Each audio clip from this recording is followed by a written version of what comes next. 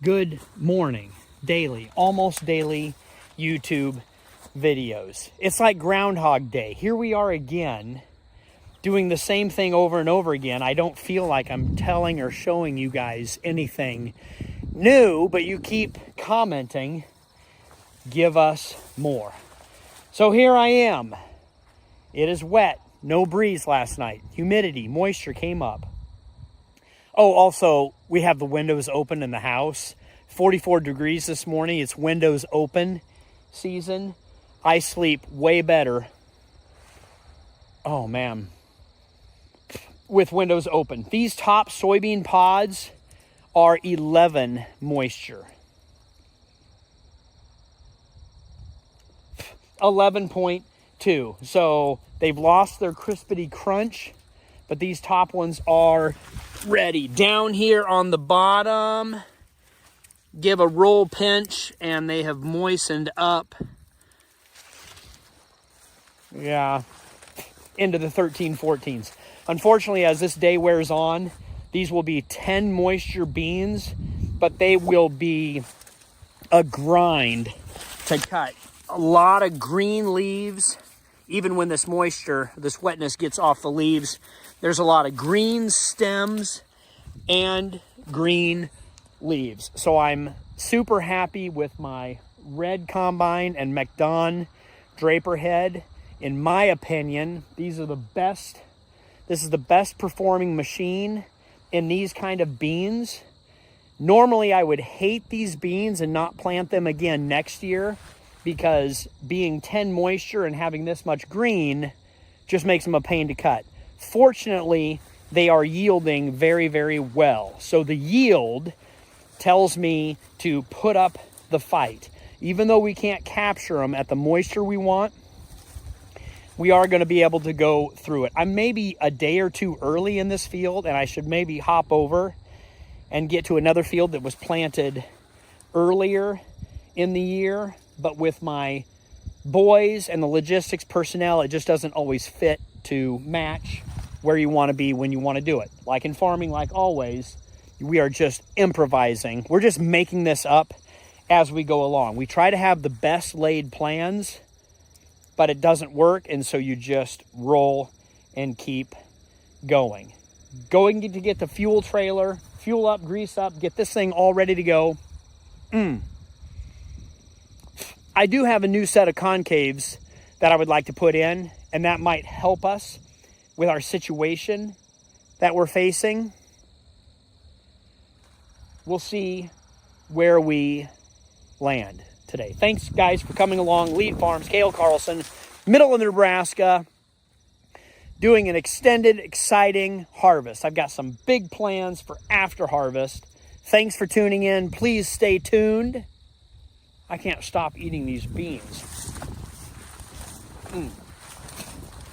Something about, I need to teach and train my kids how to judge moisture in a soybean just by using your teeth.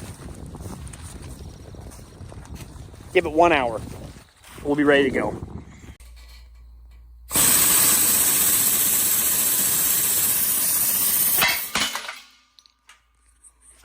Don't know what it is that's so satisfying about a pneumatic press, because maybe because all the years Dad and I spent with a hand jack. We used to do it this way to press out a bearing. Now you just press a button. Dad said this for quite a few years. We probably had this for 10 years. The amount of times I've heard Dad say, why didn't we buy this 10 years ago? Anyway, pressing out a bearing for this sweep so we can replace it on Ethan's strip till machine. Do I have a bearing is the question. We'll try to find one somewhere. You know, whenever you don't do a job like harvesting for 9 months or strip tilling, it's been 4 or 5 months, and you forget how it just takes a little bit to get back into the flow. So we pressed out this bearing on this sweep, and then I'm looking around for the replaceable bearings, and all I could find is this hub with the bearing already in it. Then I remember buying these hubs with the bearings already in it is cheaper than the actual bearing itself. And the thought process is the factory from, I think these are Sunco, they don't want Cale to screw up the bearing or the process by pressing it in himself when they'll do 1,000 of these a day, and Cale will do one every 10 days. So like here at Cale, the whole thing assembly will make your life easier. Still glad I pressed out that bearing, even though it was unnecessary, because it gave me a great memory of Dad and why having a pneumatic press is important, even though you don't need to use it. So I just need to find little wrench to swap this out, and away we go.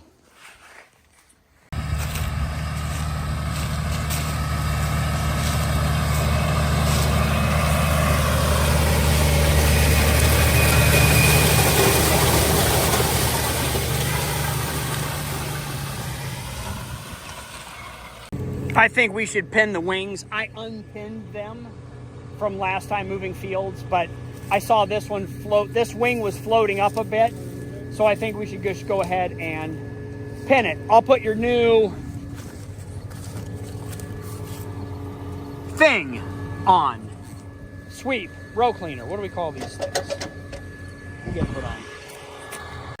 We will give it another hour to start beans, so you can run here. Things going pretty good here? Great. I mean, aside from a little bit of floating that we pinned the wings, so yeah, we shouldn't have problems on the outside. Ethan, I got a question for you. So yesterday, I let you boys take off. It was just me and Mauricio yesterday, and I was doing all the combining and trucking. Yeah, I'm sorry about leaving you out to dry a little bit, but, you know. It's okay. So our harvest efficiency dropped to 50%, but in a few words, or just real quick, was it worth it? And can we make up the time lost? Or was it worth it for you and Adam to look at a motorcycle? It was worth it for a couple of reasons. One, we were very, very far ahead. So I've been hauling into the local Aurora grain plant. And for a week now, 2 weeks, I'm the only one there, only one hauling in. So we're good on time. Second reason is we went in, you know, it's a 2-hour drive away, pretty close. And we got a deal on a motorcycle about $4,000 under market value. So even if I turn around and sell it, it's a profit of $4,000. So it was a very good decision. Very, very happy about it. All right. So it's a side quest, side business. If you can't make money at farming, you can make money elsewhere, maybe. So you and your brother Adam are learning, and also it was a very good deal. So it was worth it. Do you guys think we can make up, even though we are ahead? Can you make up for sure, the time lost? Me and I were talking all the way drive back. Like, we were finishing beans this week. We are going. We're locked in. We're going to get up early. We're going to stay out late. Do whatever. Well, I'm glad you guys got that opportunity and you were able to do that. Good job cranking in this. You keep going on here. I'm going to fuel up the combine, and then I'll call you on the radio when we are ready to harvest and get a loaded truck. We'll be harvesting, back to hauling beans. I love driving the truck. Love hauling in. So it is a beautiful day. Where's all of the wind in Nebraska? I'm complaining about all this wind. What a nice day. I've got a jacket on. We'll see it. We'll see you in the truck here, Ethan, in a little bit. That was good.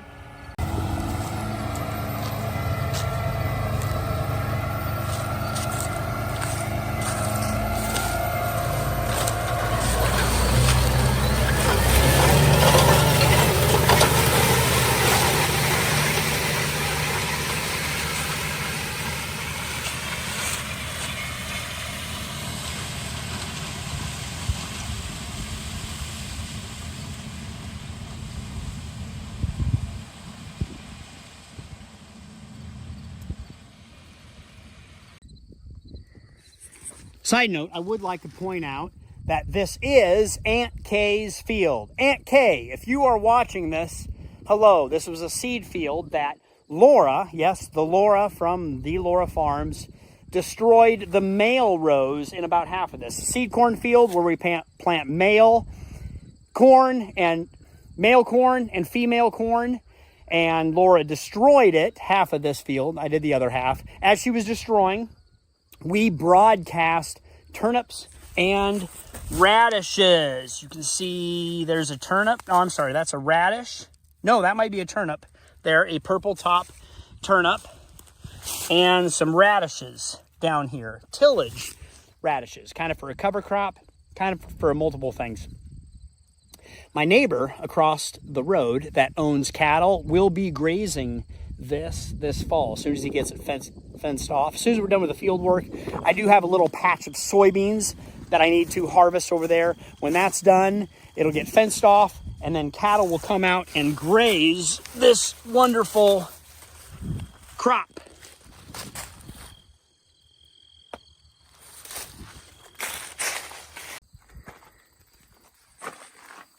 The guys that commented in the description down below, you are correct. Great job. It was just a sensor. Now, on this ISX Cummins motor 2005, that oil pressure sensor is behind the fuel filter right back up underneath there. It was just a sensor. Now everything works. We had oil pressure. We still have oil pressure. We can just see it in the cab now. So thank you, good. We got that fixed. Unfortunately, these soybeans sat on this trailer for 4 or 5 days. I harvested them warm. I harvested some of them a touch wet. So sitting without air, the moisture automatically raises. Ethan ran it into the co-op. Was that yesterday or last night? It doesn't matter. They were 15.6. They would gladly dump them. They've had wetter beans in. But I decided to bring them home and mix them with some of my 10 moisture beans that I will have in another truck today. Blend them off, hopefully get them at 13 or below, not get any dockage, and be in the same shape. I plan on using that overhead bin. We will dump them in the pit, half, put them in the overhead, dump them out, and then we'll see what 15.6 plus 10 divided by 2 is. You guys do the math, make the guess on blending 2 trucks. What will the ultimate and final moisture be?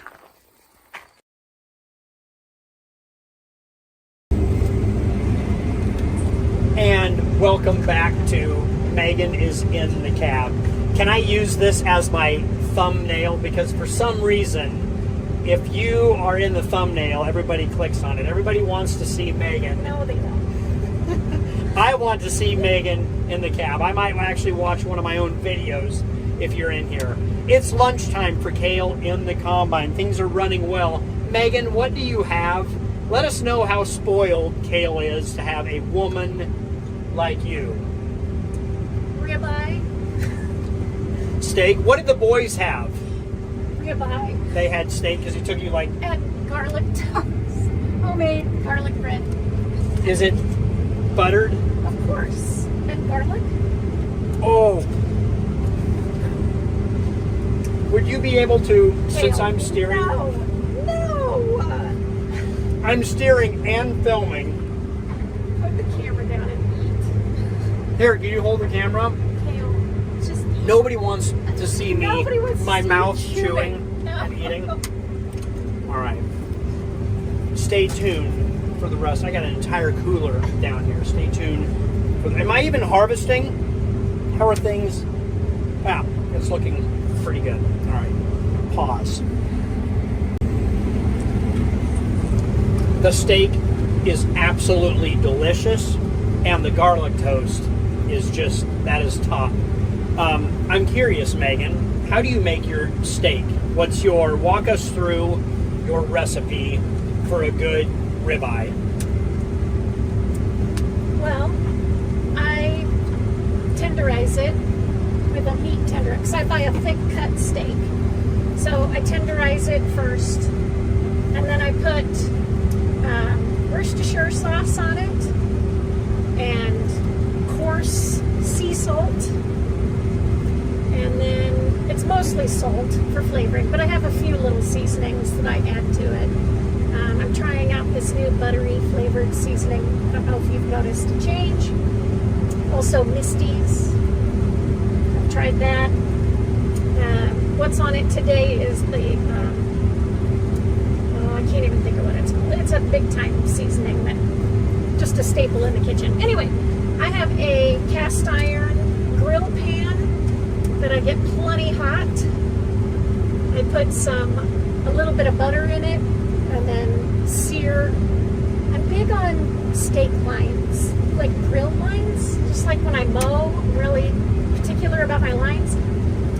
My steak, I kind of put in at an angle, cook it for a little bit, and then turn it so there's a cross hatch, and then I flip it and do the cross hatch, and then I let it rest for a little bit. But I'm glad you like it. Medium rare? Always. Yeah. Absolutely delicious. Yours got a little, but you waited to eat it too long. It sat. Like most food items, the sooner you eat, the better. Yeah. But steak can sit for, if I can't finish all this, I can eat it tomorrow. Yeah, that's good. Probably not healthy. Oh, sure. It's good cold. Just let it sit. You're fine. Let us sit in the combine. No, this will be, if I can't finish it all for lunch, it'll be my afternoon snack. Thanks, Megan, for the protein and entertaining us.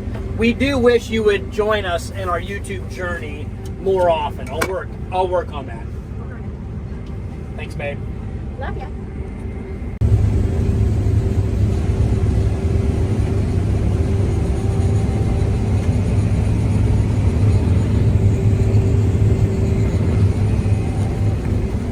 Hey, look, it's one of my silage wagons and a young kid.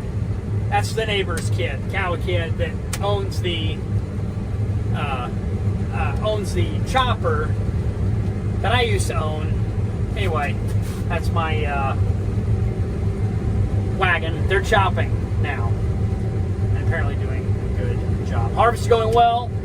It's getting late. It's almost time to take kids from town to church, so I will have to shut down this operation on this beautiful day and work on more important things than just farming. 1, 2, 3, 4, 5, 6.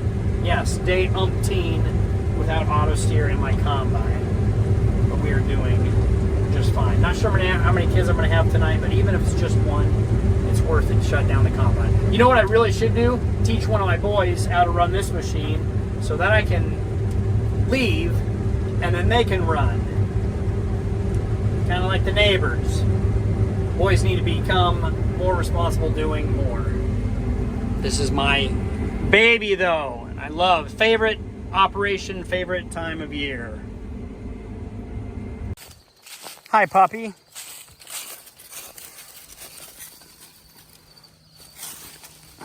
I don't know your name, but you look nice. What a good dog. You want to ride in the combine with me?